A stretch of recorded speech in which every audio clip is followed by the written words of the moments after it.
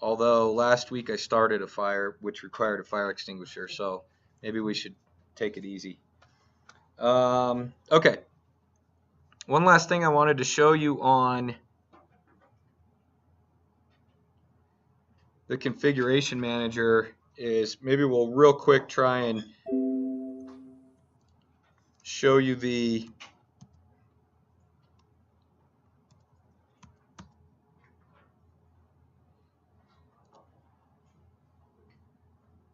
this is your solid cam final project, which we'll assign here in a bit.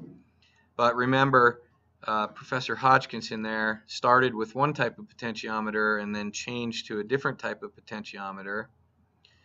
I have those other potentiometers suppressed. So this is one configuration. We could probably make another configuration. First potentiometer.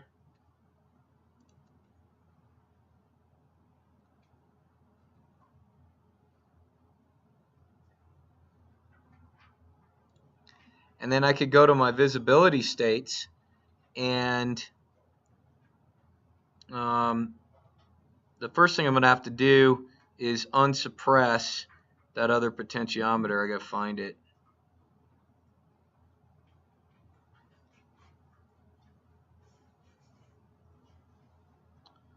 I forget what it was called.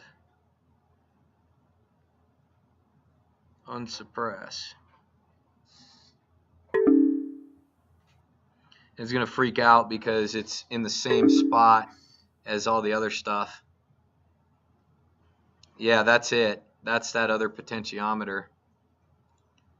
Let's go to this one and suppress him. Yeah. And this one and suppress him. Yeah. Suppress these standoffs and screws.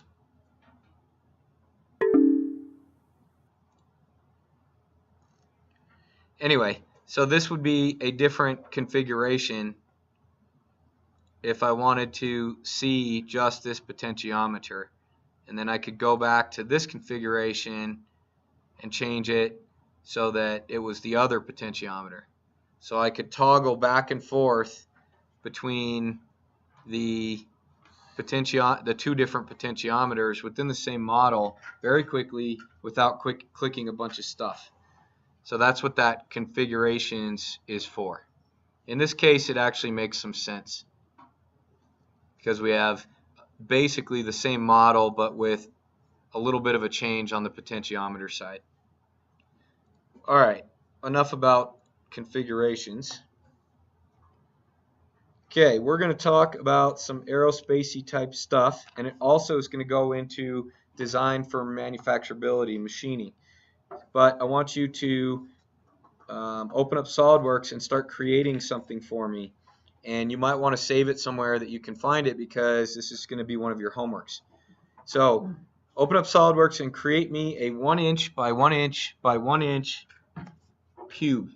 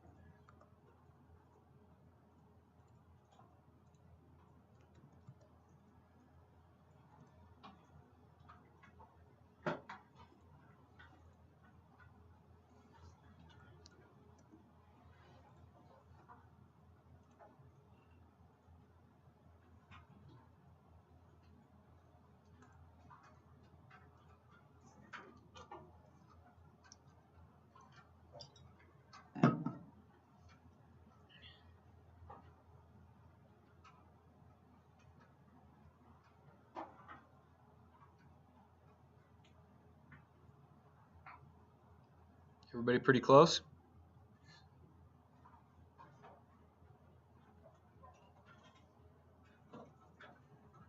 All right, now what I want you to do is pick a face, any face, don't care. And I want you to extrude a hole that's 0.249 inches in diameter and a ½ inch deep. So we'll make a sketch. And I want it in the center of the face. 0.249.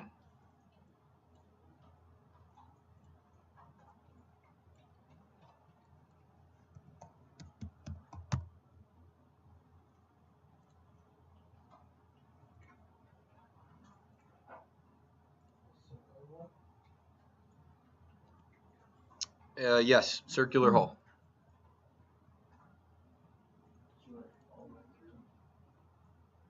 A ½ inch deep, please. 0.249 diameter. A ½ inch deep, please.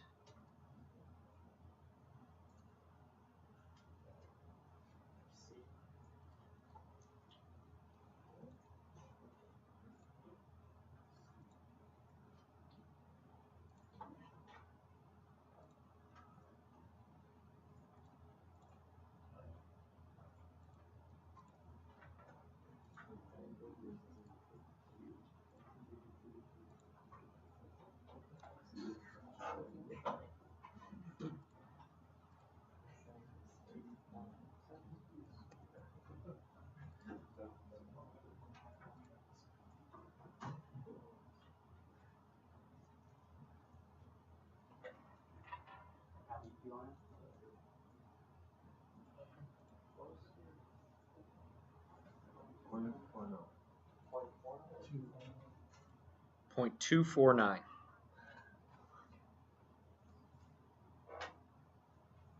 In the center of the face, ½ inch deep.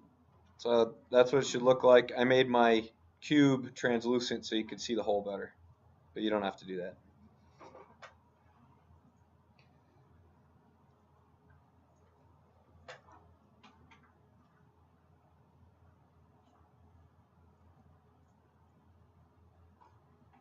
Then go ahead and save that file. You might need it later.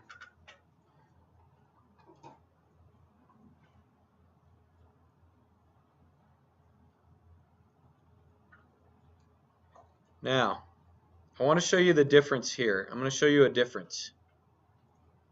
So, pay attention to this hole. Kind of mentally snapshot that in your mind. Let's go to this cut extrude and suppress it. So it's gone. And let's go to maybe another face.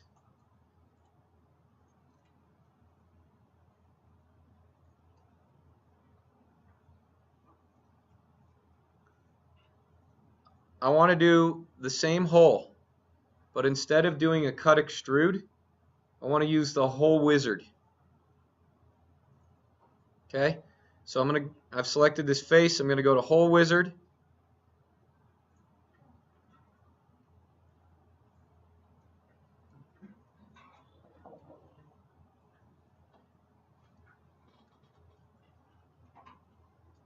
And I want to put a hole type. So I want a hole, just regular hole. And then on my size, I want all drill sizes.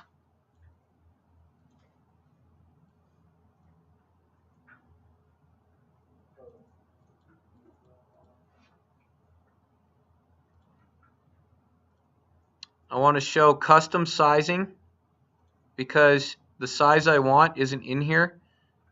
I want 2.249 and it's not in our standard drills.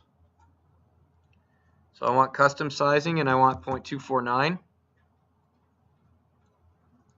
I do not want through all. I want blind a ½ inch once again. Then you're going to go to this tab over here called Positions, and we have to select a position. So we have to put it somewhere, but I don't have a center point to put it on. I should have built a center point. Let's see if I can drag from the midpoint over. I can. And then I'll come up here and find that midpoint and drag down until those two intersect. That's why I showed you that. Click it.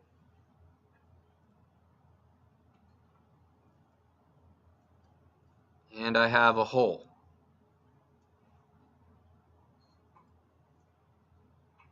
Now it's named wrong because I just put number 97 in there, but I did a custom sizing.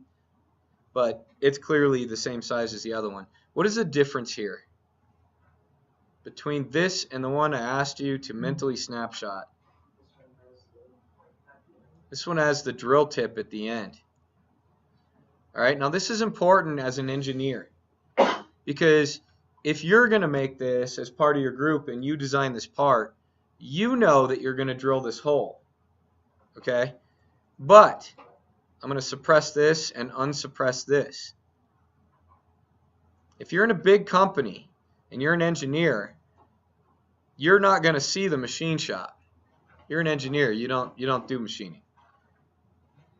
You're going to send your files and drawings to another engineer, manufacturing engineer, and that engineer is going to take it to the machine shop. Okay, and they're going to be handed a drawing.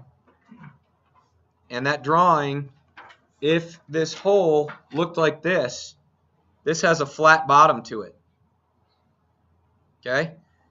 If it looks like that, the machinist is going to think, well, I can't drill this hole. This guy wants a flat bottom on it. So I can't use a drill. So what I might do is I might drill this close, and then there'll be this little tip in here. And then I'm going to have to come in and use another kind of tool to bore that little tip out and flatten that out.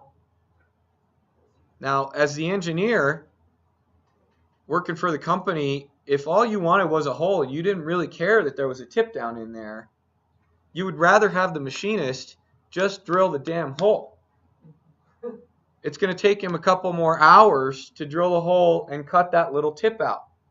But if he's handed a drawing, he can't assume that. He's a machinist. He doesn't know what you're going to do with this part. You're the engineer. You're the one that has to make it clear. All right? So if you really wanted the machinist to drill this hole, you probably should have used Hole Wizard, so that the machinist clearly sees that's what he wanted. And not only that, but if you go in to edit that feature, actually I could go in and edit that feature, but it just showed me right there, just by clicking on it, that this is a 118-degree drill bit, and he knows what drill bit to use. So you're going to want to make sure you use drill bits that are standard so that the machinist doesn't have to go buy another drill bit to get this angle. All right? 118 is extremely standard in industry. All right? And then we also use 135, and there's a couple of others. But 118 is the most common. It's called a jobber's drill bit. Now, how would you know that as an engineer? Well, you can look it up online. You can get the machinist handbook as a resource. That's good. Also, industrial brokerage warehouses like McMaster.com are very, very helpful. So you'll see that in a lecture. But if I was to go to drill bits and just pick a drill bit, one of the options I can select is my point angle. And here's kind of the whole world of drill bits as you can buy them. All right. As you start clicking some options, you'll find, so let's just pick like a 1/4-inch drill bit.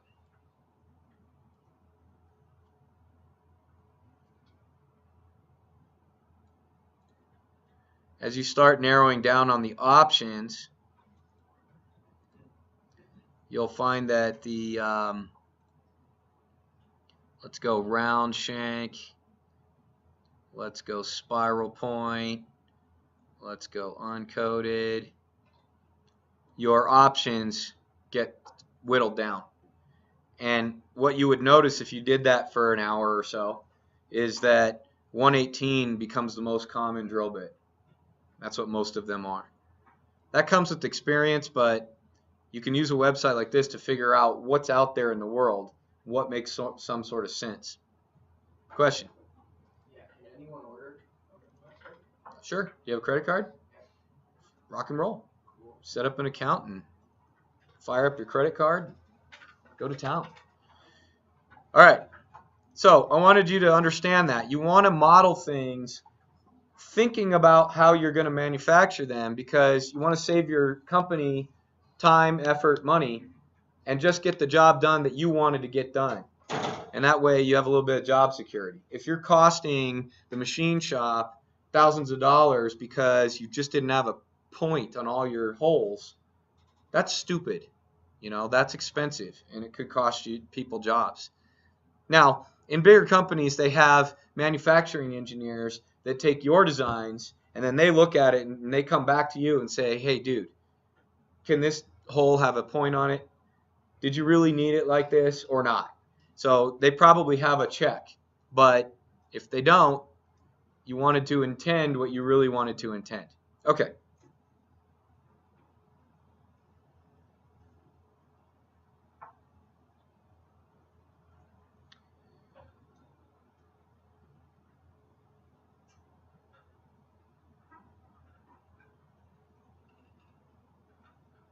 All right. We're now, since you've done the assemblies tutorial, you should be able to make assemblies. You saved this file somewhere, correct? I will do the same. Cube. All right, let's make a new assembly. So let's go File, New, Assembly. Let's pop in that cube that we just did. All right, now I'm going to show you this Resources tab that we found that was really interesting. So go to this Design Library, and we want to go to Toolbox. And mine was already added in. Yours may say Add In. I don't know. What does it say? Does it say Add In? Click Add In and give it a good long time, like 10 or 15 seconds. It's actually adding in. So give yourself a few 15 seconds. While that's adding in, until you get up to see this, I'm going to go to American, that's our little flag there, inch. Okay, they have other countries' conventions in here as well. They have some other cool stuff too. They have Unistrut, that's kind of an industrial erector set. They've got SKF, that's a bearing company. They've got PEM nuts, that's a sheet metal captive fastener for sheet metal. They have some other cool stuff in here. I'm going to go to ANSI inch. Once you get there, you can follow along. Maybe. Did I double click? There we go. And you can see I've got bearings, bolts and screws, bushings, keys, O-rings, nuts, all kinds of stuff. I'm going to focus in on pins. These are called dowel pins. I want a hardened dowel pin. Okay, so I'm going to double click that. Or single click it, I can't remember. And I'm going to drag it over into the design space. And then it gives me some options, and you need to be careful not to click too fast. I want the size to be a 1/4 inch dowel pin. And I want the length to be 1 inch, I believe. Let's go with 1 inch. And accept that. So this is a really cool resource because you don't have to model screws and bolts and bearings and pins and stuff. You can just drop them in. Somebody already drew them up and you can just drop them in. So it's a cool resource. All right, so there's a dowel pin. Now the cool thing about dowel pins in industry is they are made with extremely accurate tolerances. Dowel pins typically are made down to the 4th decimal place accuracy, because people use them for alignment and for fastening things together.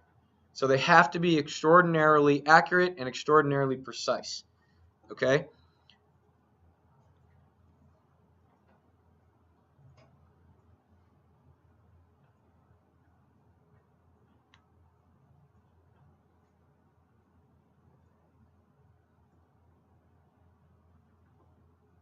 All right. Let's go ahead and mate these components. So we'll go to Assembly and Mate. And I'm going to go down on this pin. I'm going to select kind of this, I guess I could do this, let's do this face. Now, on this hole with the hole wizard, you know that dowel pin can't get forced down into that little cone. Now, SolidWorks could do it, but reality can't do it, right? So we're going to go ahead and select that arc for that face and make that coincident. And then we need one more mate in order to get this in there. What would that be?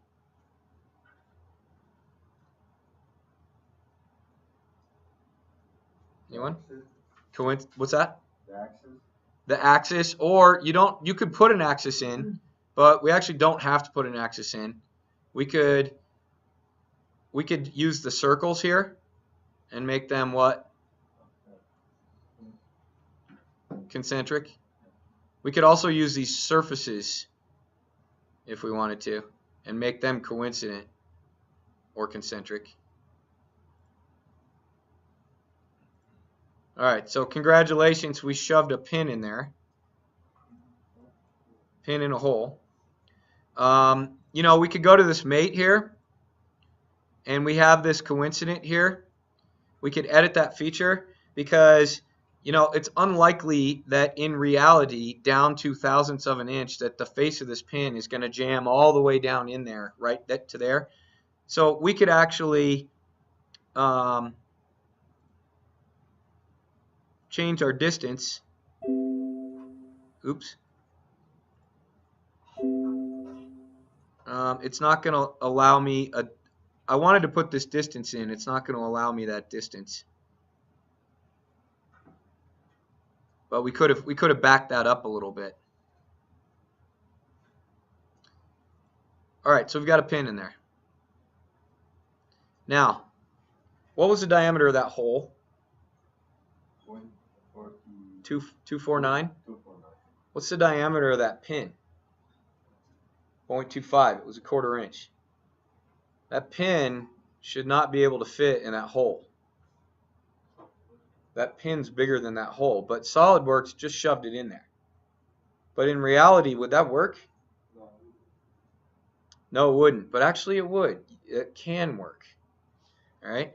This is called what we call an interference or a friction or a press fit. So this pin could go into that hole if we pushed hard enough, couldn't it?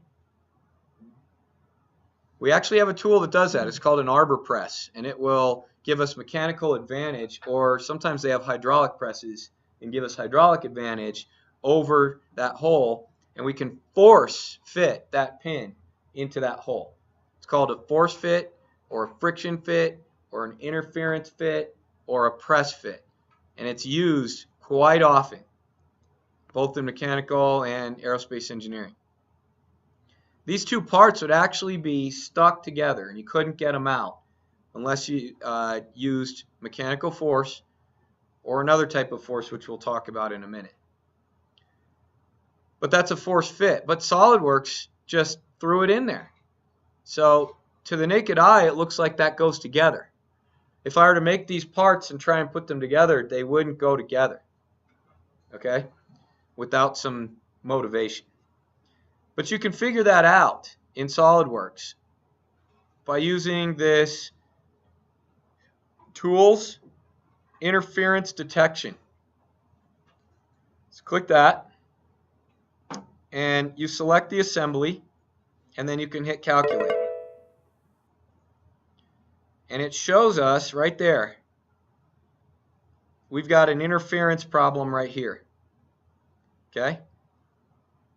It tries to tell us to what tolerance that's to, and you can do some things with that. You can ignore this one, maybe you want to, because you want that interference fit. You can treat subassemblies as components. You can do a bunch of different things here.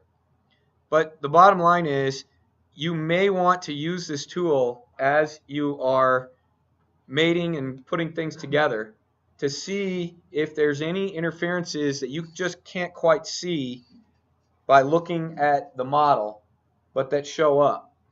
Because you don't want, this is kind of a final check before you go to manufacturing.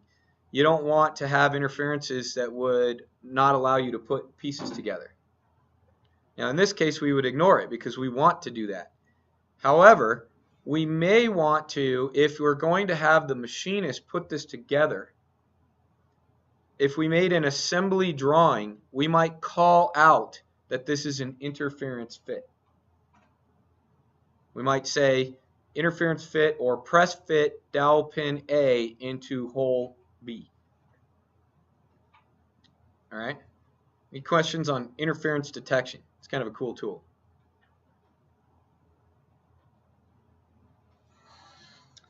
All right.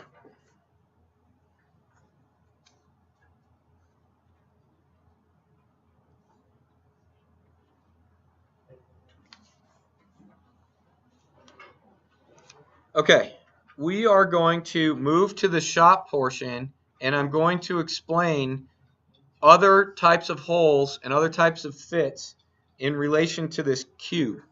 But before we go, I want to go over the homework. So I want to remind you about your SolidWorks final project selections. I believe that's due tomorrow, which was homework 2, right? So that's your declarations due tomorrow. Don't forget about that. I want you to create, homework 7 is to create 2 parts and start an assembly with the 2 parts. So create 2 parts and an assembly and create drawings for those parts on your own template that you created, on your own drawing template that you created, and turn that in. That's due lecture 7, which is Tuesday, and there's style points available for that. Now, the reason it's due Tuesday is I'd like you to double dip. So hopefully by Friday you've selected your final SolidWorks project. I want these parts and this assembly and those 2 drawings, ideally, to be parts that go into your final project. So you can kind of double dip. Any questions there? They don't have to be, but I would like them to be, and it's less work for you because you'll be making parts that go into your final project. Okay? 2 drawings, 2 parts, 1 assembly? Correct. And double check me on that on the assignment page on D2L. Make sure I didn't screw that up. But it's due Tuesday, so you have time to check. And then I need you tonight to watch the shear, press brake, and quarter notcher videos. Those are the sheet metal videos. And then I need you to do the SolidWorks sheet metal tutorial and the SolidWorks drawing tutorial. Okay? And it's all on the calendar. You can just look it up on the calendar on D2L. Just reminding you. Any questions? Okay, we're going to move to the shop, but we can come back. So you probably want to leave your stuff. What you do need is your safety glasses. You need safety